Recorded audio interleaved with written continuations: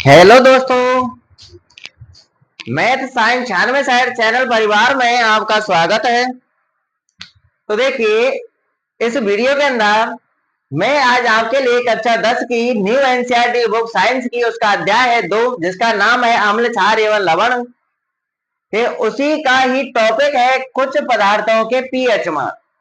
तो देखिए, यह वीडियो आज आपके लिए बहुत ही इंपॉर्टेंट होने वाली है, क्योंकि यहाँ पर जो मैं आज कुछ पदार्थों का पीएच मान आपके लिए बताऊंगा, यहाँ से बोर्ड की एग्जाम में 2 नंबर का या 1 नंबर का क्वेश्चन है 100% पूछेगा।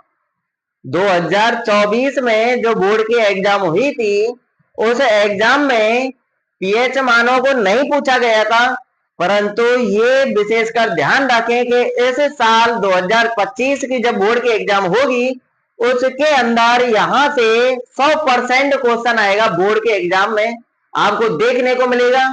ठीक है ना, इसलिए आप वीडियो को लास्ट तक देखना, वीडियो को पूरा देखना है। ठीक है ना, वीडियो में बने रहना है, छोड़ करके भागना नहीं है। आगे समझ में? तो यहाँ पर जिन पदार्थों का मैं पीएच मान बताऊंगा उनको याद कर लेना, और बोर्ड के एग्जाम में यही से ही आएगा, इनसे बाहर एक भी नहीं जाएगा। ठीक है ना, 24-25 पदार्थ है जिनका पीएच मान आपको ज्ञात करना है, वो याद करना है। ठीक है ना, आगे समझ में? आपको साइंस के अंदर सब कुछ छोटी से छोटी बातें आपको याद रखनी है अपने दिमाग में, तभी आपका 100 अंक लाने का सपना पूरा होगा। ठीक है ना, आगे समझ में? यदि कोई स्टूडेंट इस चैनल पर पहली बार आया है तो वह चैनल को सब्सक्राइब कर लेना और बेल आइकन का बटन प्रेस कर लेना, ताकि मेरी प्रत्येक वीडियो का नोटिफिकेशन आपके पास समय समय पर पहुंचता रहे। ठीक है ना, आगे समझ में? और आपके 100 अंक लाने के सपने को मैं पूरा करके दूंगा। ठीक है ना, बने रहना। तो चलिए आज की वीडियो स्टार्ट करते हैं।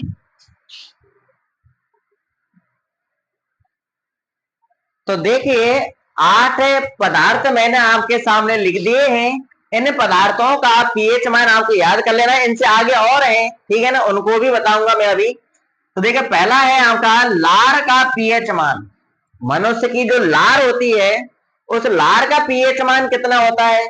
तो देखिए, लार का पीएच मान होता है 5.6 से 7.9 तक होता है। आगे समझ में? तो देखिए, खाना खाने से पहले जो लार का पीएच मान होता है वो अम्लीय होता है। अब देखिए, 7 से कम है, जैसे कहा पीएच मान 7 से कम होगा वो अम्लीय कहलाएगा, 7 से अधिक वाला क्षारीय कहलाएगा, और जिसका पीएच मान 7 होगा वो उदासीन कहलाएगा। ठीक है ना, तो देखिए, खाना खाने से पहले जो लार होती है वो अम्लीय होती है, और खाना खाने के बाद वो लार क्षारीय हो जाती है। ठीक है ना, अगर आपसे पूछा जाए कि खाना खाने से पहले लार का पीएच मान, तो 5.6 के करीब बताना है आपको। ठीक है ना, वो ठीक है ना, और खाना खाने के बाद लार का पीएच मान 7.9 के करीब बताना है। आगे समझ में? अगर मान लीजिए लार का पीएच मान, अगर मुंह का पीएच मान 5.5 से और कम हो जाए तो दंत क्षय होने लग जाता है। क्या होने लग जाता है? दंत क्षय। दंत, जो मनुष्य के जो दांत होते हैं वो उनका क्षरण होने लग जाता है, वो टूटने लग जाते हैं। ठीक है, झरने लग जाते हैं। तो ये याद रख लेना, आपका लार का पीएच मान 5.6 से 7.9 के बीच होता है। दूसरा है मानव रक्त का पीएच मान। जो मानव का जो रक्त होता है उसका पीएच मान 7.4 होता है। कितना होता है? 7.4। इसलिए मानव का जो रक्त है वो कैसा होता है? क्षारीय। 7 से जो भी पीएच मान होगा वो क्या कहलाएगा? क्षारीय। 7 से कम वाला अम्लीय, और 7 वाला उदासीन कहलाएगा। ठीक है ना, तो मानव का रक्त का पीएच मान कितना होता है? 7.4 होता है, क्षारीय होता है। ऐसे ही मानव का जो आंसू होता है आंखों का, ठीक है ना, उसका पीएच मान भी आपका 7.4 ही होता है, आंसू भी क्षारीय ही होता है। आगे देखिए, नींबू के रस का पीएच मान। तो देखिए, ये 7 के करीब है, ये मानव का रक्त, ये मानव के आंसू, ये 7 के करीब है ना इनका पीएच मान। तो आप जब इनको चखेंगे तो आपको ये थोड़े थोड़े खारे खारे से महसूस होंगे। आगे समझ में? तो देखिए, मानव के आंसू का पीएच मान कितना होता है? 7.4, याद कर लेना। नींबू के रस का पीएच मान आपकी बुक के अंदर, न्यू एनसीईआरटी बुक के अंदर 2.2 दिया गया है। कितना दिया गया है? 2.2। यही आपको याद करना है, और कहीं कहीं और अन्य पुस्तकों में देखेंगे तो आप नींबू के रस का पीएच मान 2.4 देखने को मिलेगा। ठीक है ना, तो आपको न्यू एनसीईआरटी बुक का ही याद करना है 2.2 और 2.4 भी आप याद कर लेना 2.2, 2.4, 2.3, ठीक है ना। आगे समझ में।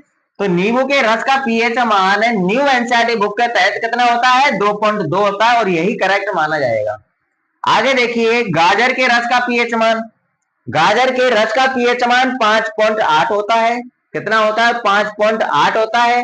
वैसे आपको गाजर का जो रस है वो पीने में तो आपको मीठा मीठा सा लगता है, परंतु वो अम्लीय होता है। कैसा होता है अम्लीय होता है। गाजर के रस का पीएच मान कितना होता है 5.8 होता है, ये याद कर लेना। और जठर रस का पीएच मान, देखिए नींबू के रस का पीएच मान, जठर रस का पीएच मान, ठीक है, शुद्ध जल का पीएच मान, मानव रक्त का पीएच मान और लार का पीएच मान, ये बोर्ड के एग्जाम में बहुत ज्यादा पूछे जाते हैं। इसलिए आपको ये तो बिल्कुल कंठस्थ याद होने चाहिए।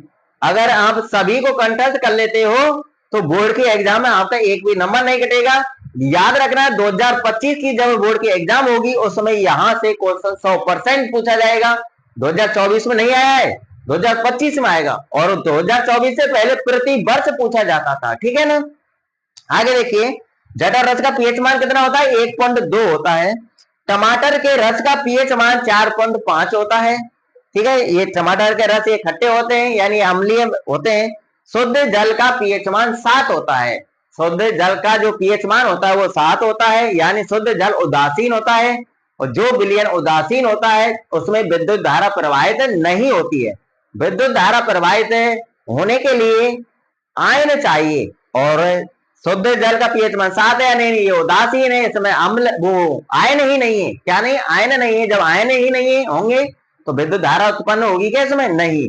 तो फटाफट स्क्रीनशॉट लीजिए और बढ़ते हैं नेक्स्ट पॉइंटों की तरफ, आगे और बढ़ते हैं और भी आपको पीएच मान याद करना है, ठीक है ना। ले लिया होगा स्क्रीनशॉट।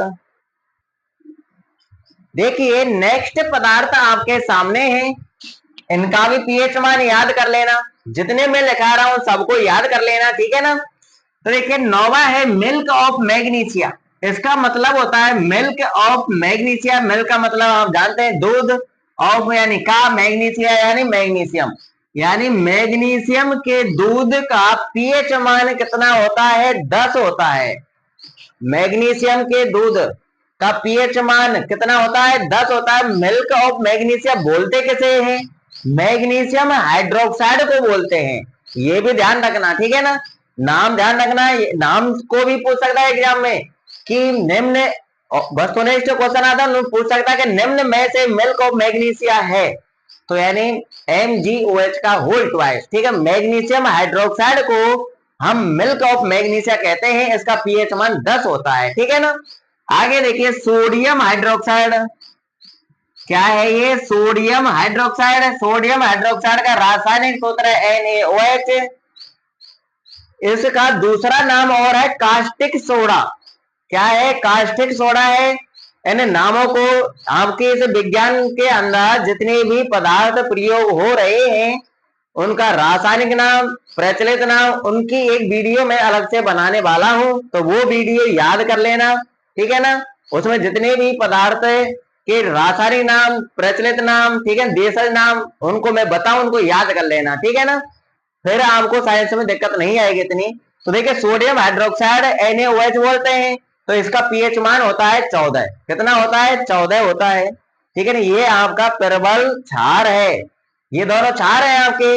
मिल्क ऑफ मैग्नीशिया 7 से ज्यादा है, 7 से ज्यादा जिनका पीएच मान होगा वो क्षार कहलाएंगे और 7 से कम जिनका पीएच मान होगा वो अम्लीय कहलाएंगे। जिनका पीएच मान 7 होगा वो उदासीन कहलाएंगे। बार बार रिपीट कर रहा हूं, ठीक है, अब तो याद हो गया होगा आपको। तो देखिए हाइड्रोक्लोरिक अम्ल, हाइड्रोक्लोरिक अम्ल का रासायनिक सूत्र होता है HCl। इसका पीएच मान होता है 1। ये आपका प्रबल अम्ल है, याद कर लेना। हाइड्रोक्लोरिक अम्ल का पीएच मान 1 होता है। सल्फ्यूरिक अम्ल, सल्फ्यूरिक अम्ल हम H2SO4 को कहते हैं, तो इसका पीएच मान 1 होता है। और बैटरी अम्ल, जो आप बैटरी देखते हैं बाजारों में, ट्रैक्टर की बैटरी, ठीक है ना, और बड़े वाहनों की बैटरी या फिर घर में जो इन्वर्टर लगे होते हैं उनकी बैटरी, ठीक है ना, तो उनके अंदर भी अम्ल होता है। कौन सा अम्ल होता है, उनके अंदर सल्फ्यूरिक अम्ल ही भरा होता है, ठीक है ना। याद रखना कौन सा अम्ल भरा होता है बैटरियों के अंदर, सल्फ्यूरिक अम्ल ही होता है। जब सल्फ्यूरिक अम्ल का पीएच मान 1 होता है तो बैटरी अम्ल का भी पीएच मान 1 होगा, सिर्फ नाम चेंज हो गया है कि बैटरी अम्ल, नाम चेंज हो गया है ना, बैटरी अम्ल। बैटरी में कौन सा अम्ल प्रयोग होता है? सल्फ्यूरिक अम्ल। तो इन तीनों का, हाइड्रोक्लोरिक अम्ल, सल्फ्यूरिक अम्ल और बैटरी अम्ल, इन तीनों का पीएच मान 1 होता है, ठीक है ना। आगे समझिए, यह आपके प्रबल अम्ल है। आगे देखिए नमक, नमक हमें सोडियम क्लोराइड को कहते हैं NaCl, इसका रासायनिक सूत्र है। नमक का पीएच मान कितना होता है? नमक तो खारा होता है, जो खारा खारा सा महसूस हो आपको तो वो समझ लेना क्या है? लवण है। क्या है? लवण। तो उसका पीएच मान कितना है? 7 होता है। नमक का पीएच मान कितना होता है? 7, याद रखना। आगे है बेकिंग सोडा। बेकिंग सोडा हम NaHCO3 को बोलते हैं। इसका रासायनिक नाम है, देखिए सोडियम हाइड्रोजन कार्बोनेट। NaHCO3 का रासायनिक नाम है सोडियम हाइड्रोजन कार्बोनेट, ठीक है। इसका दूसरा नाम है बेकिंग सोडा, इसका तीसरा नाम है खाने का सोडा। आगे समझ में, तीनों नामों से परिचित होने चाहिए यहाँ पे। Sodium hydrogen carbonate, baking soda, खाने का सोडा, तीनों का मतलब एक ही है। इसका रासायनिक सूत्र NaCO3 होता है। इसका पीएच मान 8.5 होता है। कितना होता है? 8.5। जब पेट में अम्लता की शिकायत उत्पन्न हो जाती है तो बेकिंग सोडा लिया जाता है, ठीक है ना। बेकिंग सोडा क्या है? ये क्षारीय प्रकृति का होता है। कैसा होता है? ये क्षारीय प्रकृति का होता है, इसलिए अम्ल और क्षार एक दूसरे के प्रभाव को नष्ट कर देते हैं और विलयन कैसा बन जाता है? उदासीन, और आपका पेट सही हो जाएगा, ठीक है। ध्यान रखना, अगर किसी को अम्लता की शिकायत उत्पन्न हो जाती है, खट्टी खट्टी सी डकार आने लगती है, कब्ज हो जाती है, तो उस स्थिति में क्या लिया जाता है? ये खाने का सोडा, बेकिंग सोडा, ठीक है, ये लिया जाता है, ठीक है ना। और उस समस्या से छुटकारा मिल जाता है। तो याद रखना, बेकिंग सोडा का पीएच मान 8.5 होता है। अगला है आपका समुद्र जल। समुद्र जल का पीएच मान भी 8.5 ही होता है। आगे समझ में, याद रख लेना, जिनका सेम सेम है उनको तो याद रख लेंगे। तीनों का सेम है, हाइड्रोक्लोरिक अम्ल, सल्फ्यूरिक अम्ल, बैटरी अम्ल, ठीक है ना। नमक और शुद्ध जल का पीएच मान 7 है। बेकिंग सोडा का और समुद्र जल का पीएच मान कितना है? 8.5 है, ठीक है ना। तो फटाफट स्क्रीनशॉट लीजिए और बढ़ते हैं नेक्स्ट पॉइंटों की तरफ। ले लिया होगा स्क्रीनशॉट, ठीक है ना।